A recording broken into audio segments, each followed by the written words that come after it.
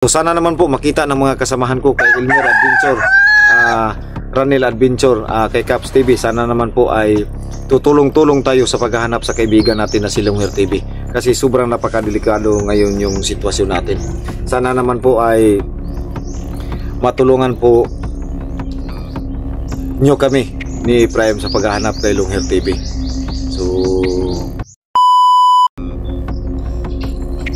So yan mga kaidol, welcome back po sa channel ni Birdstrike TV.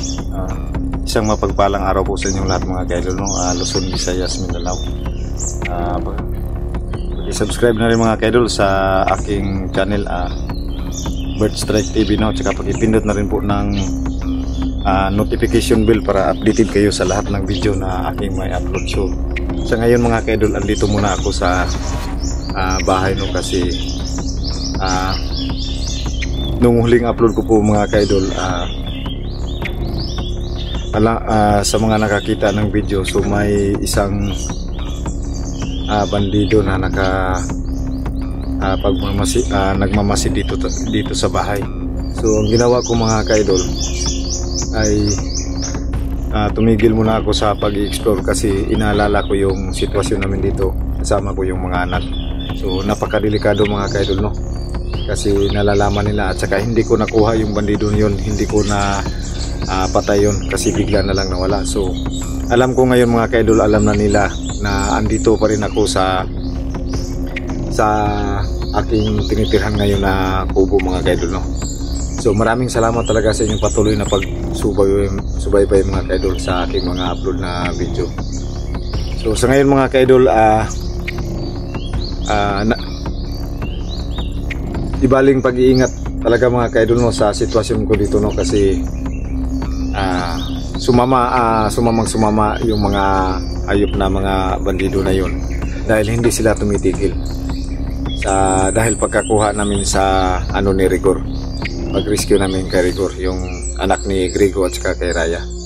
So sa ngayon mga kaidol, no, isang masalimuot naman na nabalitaan natin na isang kasamahan naman po namin mga kaidol na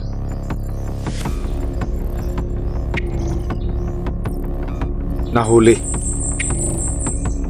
So sa mga hindi pa po nakakita sa video na ginawa ng mga hayop, si Longher po mga kaidol ay bihag ngayon ng mga bandido.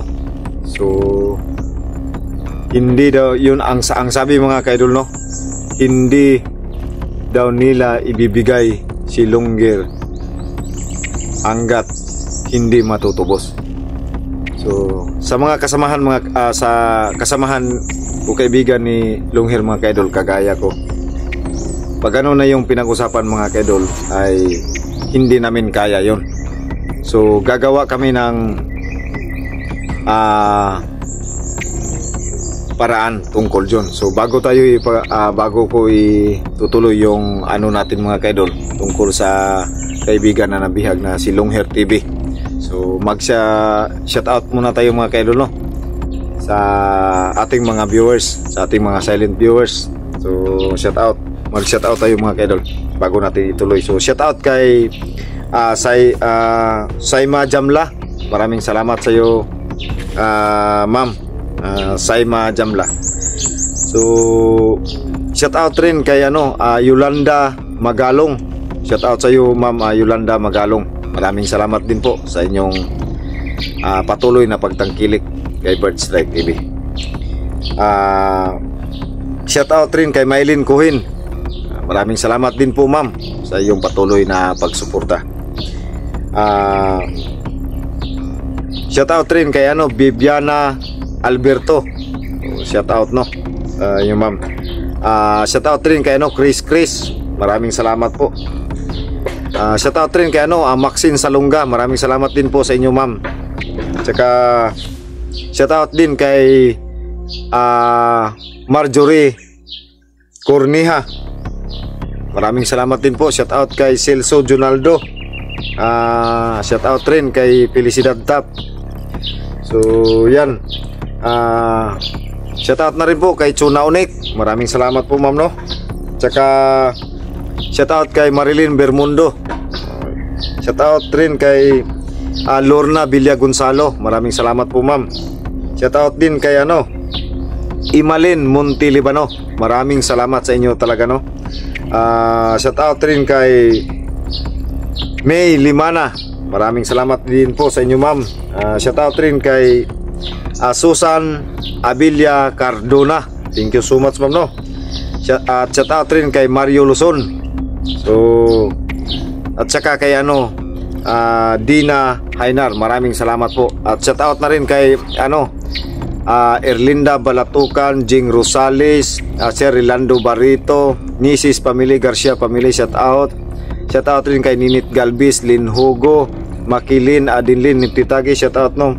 Lalong lalo na po kay shout out din kay Idol Nur Usman. Maraming salamat dul, no. Maraming salamat talaga sa iyo. Shout out rin kay Muna Mendoza.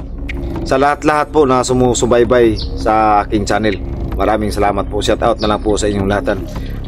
Shout out na rin po kay Saidam Jacob, Mami Sky, Idol Dina Laganhon, Idol Redros.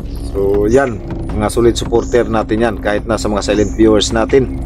Sana magko-comment po kayo para personal nating may shout out, no, sa ating mga silent viewers. May mga bago tayong pasok. Alam ko mayroong mga silent viewers na nanonood sa akin na hindi ko personal na mai-mention yung pangalan para may shout out kasi hindi sila nagko-comment. Nanonood lang po sila. Maraming salamat din po sa inyong patuloy na pagsuporta. So yan mga kaidol, balik na naman po tayo sa problema. Kasi talagang hindi kami tinitigilan sa nila, no. Kasi isang kasamahan na naman namin na kanilang kinuha para ipatubos. So pag ganun yung pag-usapan mga kaidol, wala talaga kaming dyan. So hahanap kami ng paraan ni Efraim para mai-rescue si Longhair TV. So nagdadalawang isip din ako mga kaidol, no. Pasensya na rin po mga kaidol. Maraming viewers natin na nagsasabi na dapat umalis na ako dito. Pero hindi ko kaya mga kaidol na iwanan to dito mga kaidol kasi wala akong ibang lilipatan. At saka kung mag-abang naman po ako ng bahay na pwede naming matuluyan, hindi ko kaya yung buwan-buwan na babayaran kasi ang mahal po. Pinakababa po ng rentahan dito ng bahay, 1,500 every month. So hindi pa kasali yung tubig at saka yung ilaw. So ayan, pinagtsagaan ko lang po dito mga kaidol na dito muna kami kahit napakadelikado. Sana po maintindihan nyo po yung sitwasyon ni Bird Strike TV, no. Alam ko po, naiintindihan ko rin po kayo kasi naging concern lang po kayo sa sitwasyon ko. Pero sana naman po yung sa akin naman po na side na sana maintindihan nyo po na hindi ako basta-basta makaalis-alis dito para lumipat para sa seguridad ng aking pamilya. So may nagsasabi na pwede rin ako doon kila nanay. So pwede naman po, pero may mga anak po ako. At saka iba kasi yung ugali ng mga matatanda na ayaw na kasi ng gulo. So umiiwas sila sa gulo, no. Kasi siyempre mga bata, maingay yan yung mga bata. Kaya sana po, yung hiling ko lang po sa inyo mga kaidol na sana po maintindihan niyo po yung sitwasyon ko. At naiintindihan na naman rin po kayo. So sa ngayon po, ang ginagawa ko ngayon mga kaidol, pag gabi ay parang rumurunda-runda ako dito sa paligid ng bahay ko kasi para mamonitor ko kung mayroon bang nakaaligid-aligid na naman. So wala na naman po. So nakipag-coordinate po na po ako sa barangay namin at saka nagbigay sila ng seal number para kung sakali mang may tao na kahina-hinala yung kilos dito na hindi ko kilala ay pwede ko silang matawagan na may rescue naman po nila ako. So yan po ang offer nila sa akin. So sa ngayon po mga kaidol, ang inaalala ko rin po yung sitwasyon ni Longhair kasi kinuha siya, binili siya sa tindahan. So ang nakapagtaka lang po mga kaidol kasi parang mga yung kumuha sa kanya, parang mga minor de edad. So ang pinagtaka ko mga kaidol kasi diretso yung so hindi maiwasan mga kaidol na maghinala po tayo. So sana lang po, no, So ganito lang po mga ka-idol. Pag may safety ko yung pamilya ko, kung saan man po sila dapat ilagay yung mga anak ko, ay tutulong po ako sa paghanap kay Longher. O pag-usapan namin ni Efraim para makagawa kami ng hakbang para makita. Kasi may iba po kaming problema mga ka-idol, no? Andyan pa si Supremo. Hindi namin alam kung si Supremo ba yung hawak kay Longher ngayon sa pagkakataon na to. So sana naman po makita ng mga kasamahan ko kay Elmer Adventure, Ranel Adventure, kay Caps TV. Sana naman po ay tutulong-tulong tayo sa paghahanap sa kaibigan natin na si Longher TV. Kasi sobrang napakadelikado ngayon yung sitwasyon natin. Sana naman po ay matulungan po nyo kami ni Efraim sa paghahanap kay Longher TV. So napakadelikado yung sitwasyon ng mga hunter ngayon mga ka-idol. Ang daming nabibihag. So yun po ang mga nangyari. So kagaya ng sinabi ko sa inyo mga ka-idol, gustuhin man naming magbagong buhay na hindi na bumalik sa gano'n na trabaho kasi sobrang napakadelikado, pero pilit pa rin hinahabol kami ng kapahamakan kasi hindi sila tumitigil sa paghahanap sa amin para makuha yung bawat isa namin. So may iba't iba silang taktika kung paano nila kami masusundan. Hindi lang kami yung may mga asit na ginagawa, may mga tauhan din sila na bumababa din sa bundok para mamonitor kung saan po kami nakatira. So napakadelikado talaga mga idol yung sitwasyon namin. So itong video na to pinaliwanag ko sa inyo, ginawa ko para malaman naman po ninyo sa hindi pa nakakaalam na si Longher ay nabihag po ng mga bandido at hindi alam kung sino yung may hawak. So humihingi ng kapalit mga ka-idol. Yan po ang napaka problema ng bawat isa sa amin ng mga kasamahan. Kasi uulit-ulitin ko sa inyo, hindi successive yung sahod namin sa YouTube para makapagbigay sa kanila, sa kanilang gusto, sa kanilang kagustuhan na tutubusin si Longher. So hahanap kami ng paraan, gagawa kami ng hakbang o kikilos kami ni Efraim ng palihim para mahanap namin si Longher TV at nang may rescue namin.